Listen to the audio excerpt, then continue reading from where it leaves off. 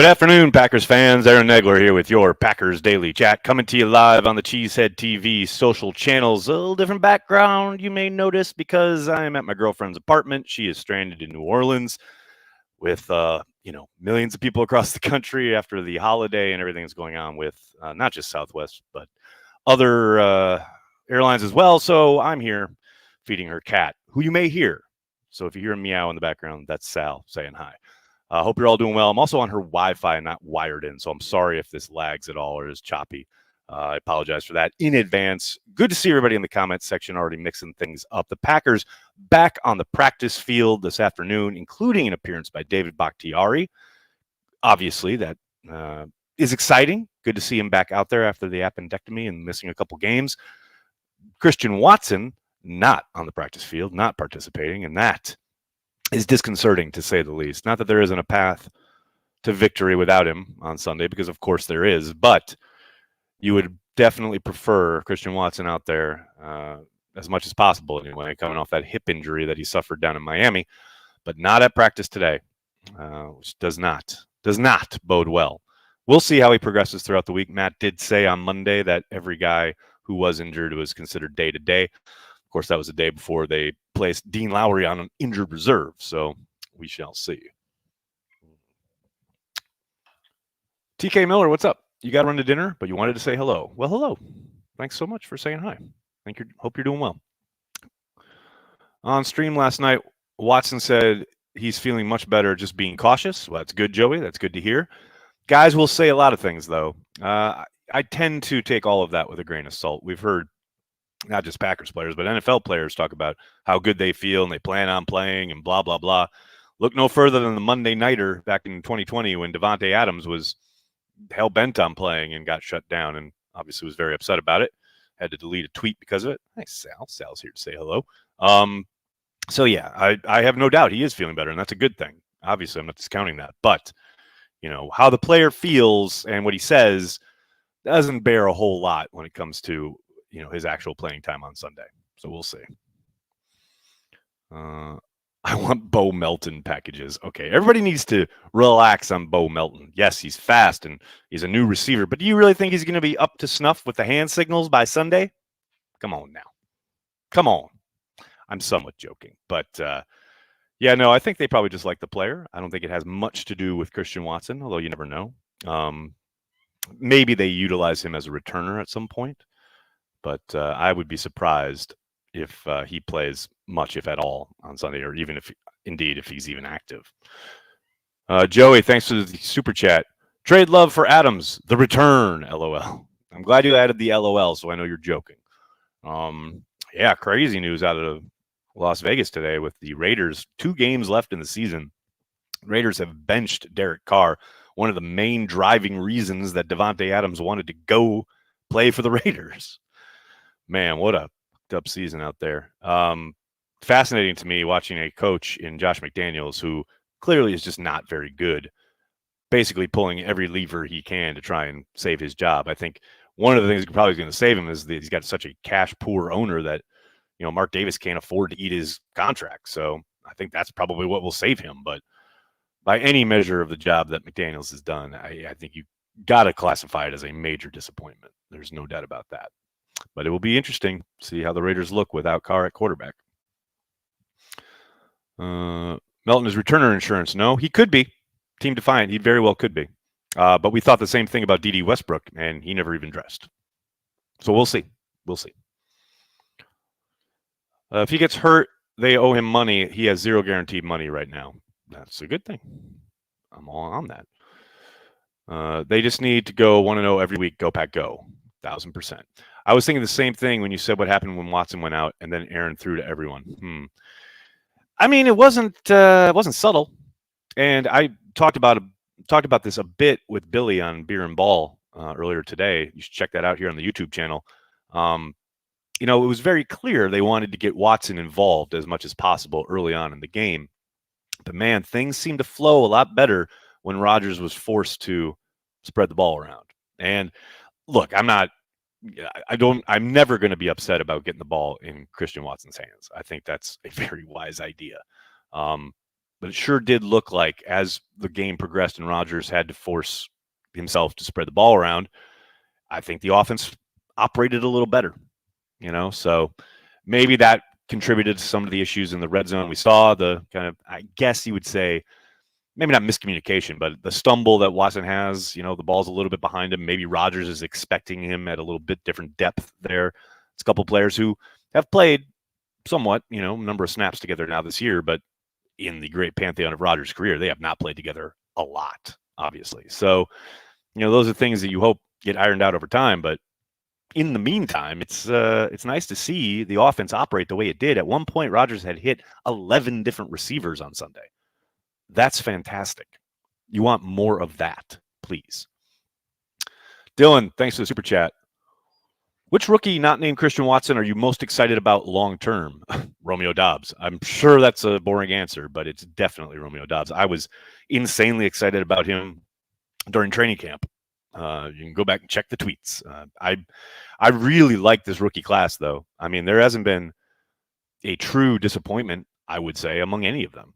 I mean, some guys are obviously getting more playing time than others. We've been anxious to see more Davante White. We got to see that on Sunday, and I think we're going to see more of that going forward because now Dean Lowry is down. But yeah, they're to a guy. You can see the progression, and you can see development or promise if they haven't played a lot. There's a lot to like about this rookie class. But outside of Watson, the guy who's got me most excited, it's got to be Doubs, no question. Tyler, thanks for the super chat.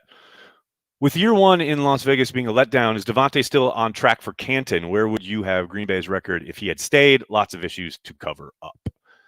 I don't know.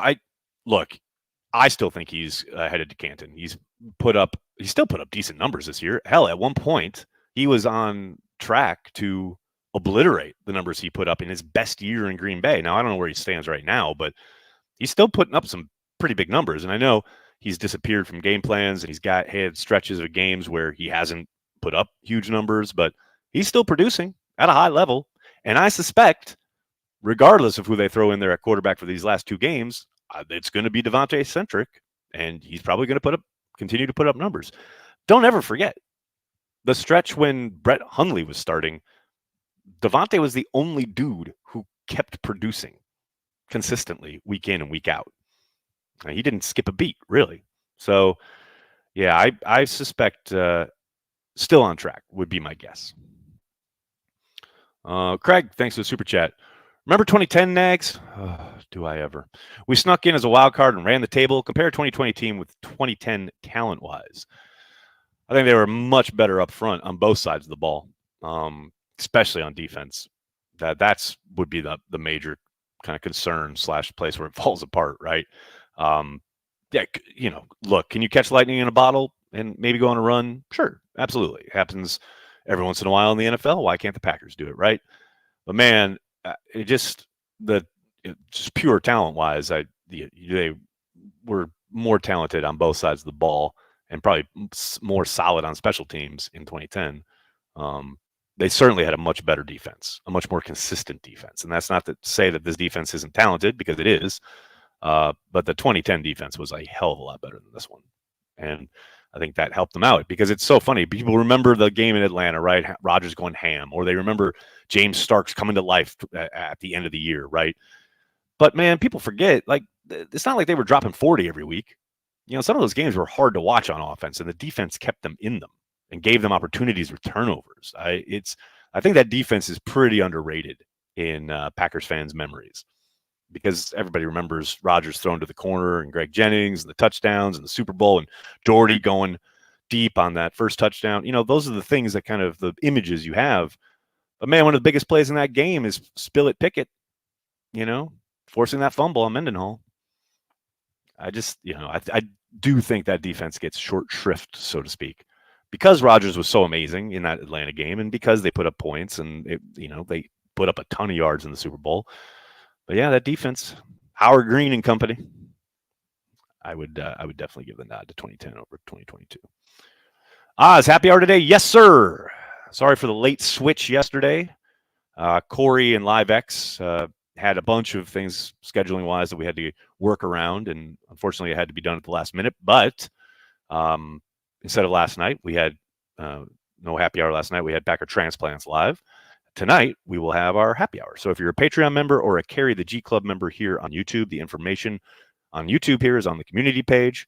If you're on Patreon, you scroll down, I think 2 posts below this top, you'll see the information for tonight's happy hour at 6 p.m. Eastern. Hope to see you guys there. Smash that like, people. Thanks, Craig. Appreciate that. We have young talent in our secondary. They most certainly do, Lord. No question about that. Glad to see Davante Wyatt get more playing time, as was I. And I think he made the most of it. I think he made a good impression. When Matt LaFleur's there post-game at his presser, kind of unprompted, bringing up the play of Davante Wyatt, that's a promising sign. That means you've flashed. That means you've shown something. It sure sounds like, Coach enjoyed looking at the tape as well, because he kind of surreptitiously mentioned it again. Yeah, I think you're going to see a lot more of him going forward. Obviously, out of necessity somewhat, because Dean Lowry is now on injured reserve. But, in concert with Jerron Reed, TJ Slayton, Davante Wyatt, and Kenny Clark, I think it's going to be fun to watch that group kind of rotate going forward here. The Dallas game plan should be used every game. Aaron Rodgers, 14 to 20, 224 yards, 3 touchdowns. Aaron Jones, 24 carries, 138 yards, 1 touchdown. Christian Watson, 4 receptions, 107 yards, 3 touchdowns. Well, I'm sure people, in the Packers organization would love to plug in some numbers and just have it happen. But unfortunately, you have to be somewhat proactive and make it happen, and you have to play a team across from you. I will say, though, to your point, man, I don't think it's any mystery that the game where Aaron Rodgers threw the fewest passes is where they had basically their biggest explosion on offense this year. When they run through the running backs, they run the football, they're consistent with it, efficient with the ball, they're going to score points. I don't know how much plainer to put it. It makes the quarterback's job easier. And yes, Rodgers can still make insane plays. The 4th down touchdown to Watson in that game is nuts, both from the route run and the ball that Rodgers throws. So no one's asking him to not make amazing plays. It feels like when you talk about running the football, people think 3 yards in a cloud of dust, when it's anything but. It's to help get advantageous looks so that you can go to town as a quarterback. And you're not always constantly having to pick up 3rd and 8s and 3rd and 12s. Just trying to make it easier on you. Joey, thanks for the super chat. Do you see Jair on Jefferson more this time around? I think a bit, but I don't think it's going to be a ton different. I think they're still going to play a lot of man match stuff, a lot of zone. I don't think you're going to see a ton of straight up like 2-man, which I would think would be a lot of fun, actually. But, the protestation that the coaches always have is that, Minnesota does a great job of moving Jefferson around, which is true. And so if you have a guy straight up, like you're taking him, that can mess with a lot of your keys and a lot of your balance on defense. That said, there are certainly ways that you can bake that into your game plan a little bit better than they did in week 1. And look, hey, don't get it twisted. Having Jair on Jefferson is not a guarantee of anything. Jefferson got Jair a number of times in week 1. And I'm sure that is in the back of Jair's mind this week that he wants to kind of, quote, make up for it a little bit. Because there's one play in particular where he absolutely turned Jair around. So as much as we love Jair, and of course we do, it's not like you set it and forget it. You still got to do the work. And Jefferson's still going to get his. You're never going to shut him down completely. Even if you roll coverage, even if you got a safety over the top, he's still going to get his, just because they do such a good job of moving him all over the place, motioning him pre-snap, trying to get, a free release off the line, a 2-way go in the middle of the field, things of that nature. He's a tough ask, man. He is putting up these insane numbers for a reason, because he's really, really fucking good. And sometimes you can just tip your cap. Craig, thanks for the super chat. Adapted scene from Bull Durham. Football is a simple game. You run the ball, you throw the ball, you catch the ball. Sometimes you win, sometimes you lose, and sometimes it rains. Think about it. That's not bad, Craig. That's not bad at all. We got ourselves a natural disaster. Oh, speaking of which, did you see the forecast for Sunday? It's a high of 36. It's January in Wisconsin. What the fuck is that? You're going to have the shorts on. You put your balmy weather up. Johnny, thanks for the super chat. This is for Nagler's girlfriend's Packer picture fund. To go Pack go. Well, she's a Saints fan, so I don't think any Packer picture is going to be going up in this apartment anytime soon. And don't get it twisted. She's got plenty of stuff on the walls. I picked a spot where there was nothing so that I didn't show too much of her apartment. That's all. But thank you. It's greatly appreciated. I'll let her know. Why aren't we using Tyler Goodson? Because he's an undrafted rookie and they have 3 excellent backs in front of him. Did you see the blitz pickup Patrick Taylor had? Did you watch Goodson get absolutely steamrolled in pass pro during the preseason? That's why. Man, I'm telling you, you're not getting on the field unless you can protect the franchise. Got a $50 million investment back there. That blitz pickup by Taylor is exactly why he signed to the 53 and Goodson's on the practice squad. And that's not to say Goodson can't improve. I'm sure he will. But he's not ready for that. Not yet. Matt Mambo with the hard-hitting questions. Top 3 sports movies. Go. Oh, man. That's a tough one. I mean, I'm a cliche. I'm a walking cliche with this stuff. I mean, if you're talking sports movies, but, that covers both theatrical release and documentaries, whatever, I would go Hoop Dreams and then The Natural and then Hoosiers. Again, I'm a cliche. I can't help it. But those are 3 fucking awesome movies. I love those films. Those are 3 films I could never, ever, ever get sick of. Ever in the history of all my life. Ever. And then like Bull Durham's in there and probably The Replacements because I think that movie's fucking hilarious. H. Carrington, what's up? Thanks for the super chat. My analysis, Green Bay is 4-0 when I'm forced to miss the watch party. So you understand why I won't be back until next season. We deeply appreciate your absence. And I completely understand. Godspeed. Completely understand. Hawkinson, Thielen, Jefferson, and Cook. Man, this is going to be a fight. Joey, you are not kidding. It is. Packers got the work cut out for him, man. It's no joke. They probably have to play their best game of the season. I mean, it's a cliche, but it's a cliche because it's true. This is a game where they have to take advantage of things like getting an opening kickoff return inside the 10-yard line. They gotta punch these things in this week. Can't be leaving points on the field. But we'll see. What about Unnecessary Roughness? I love that movie.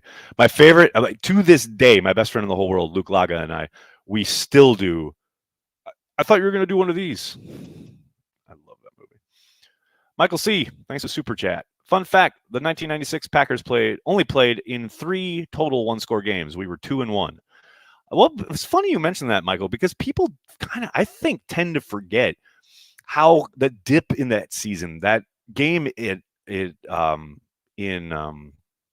Rams game on the road, I think it was a Monday nighter, but that was a tough one where it felt like all the injuries were finally catching up to them. I think Freeman had gone down at that point, and they I don't think they'd signed Rison yet, and they were down at half, and it just felt like, oh God, what's happening? Because the whole first part of the season, it was just like they were invincible, like they couldn't be beat.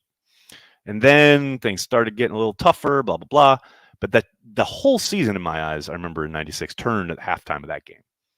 And it was, role players, much like we've seen over the course of the last couple of weeks, rising up and making plays and doing what needed to be done. That 96 team was so awesome. Toure or Melton? Oh, Toure. He's been in the building. He knows the offense. He's been playing well. Yeah, I don't think Melton's going to get on over him anytime soon. Dylan, thanks for the super chat. Basketball is the best sports movie, obviously. That is a funny movie. No doubt about it. Eric, holy cow, thanks for the big-time super chat. Really appreciate it. Do you think Aaron comes into the game with a hero ball mentality at times, then eventually he calms down and gains a little more trust? Then it seems like Matt calls plays he thinks Aaron will like/run, kind of like your B&B chess comparison. Wow, a lot going on there, buddy.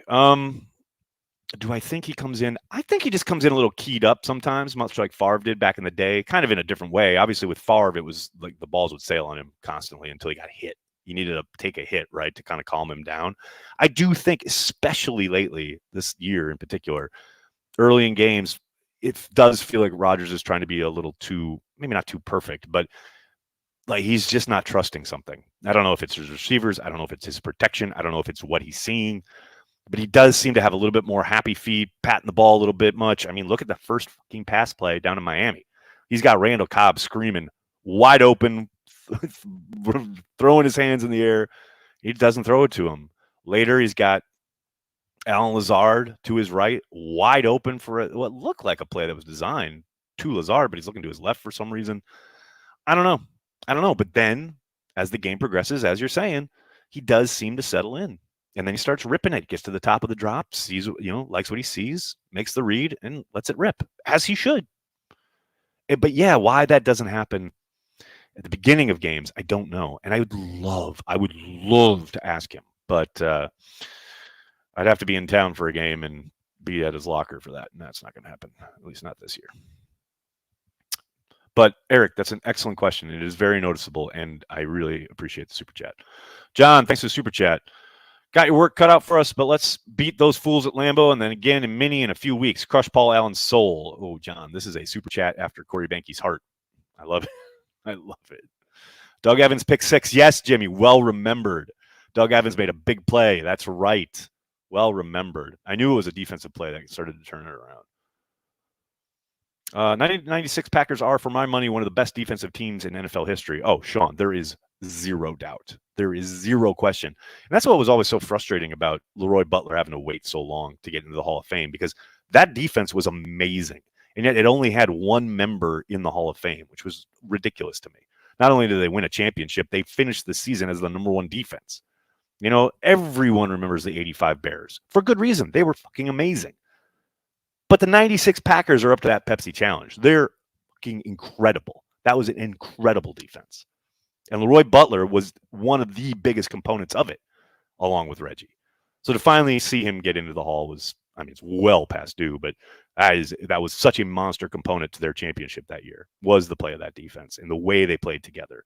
Fritz Shermer, all true legend, R.I.P. What else we got? Must feel bad right now to be Davante Adams. Feel sorry for the guy.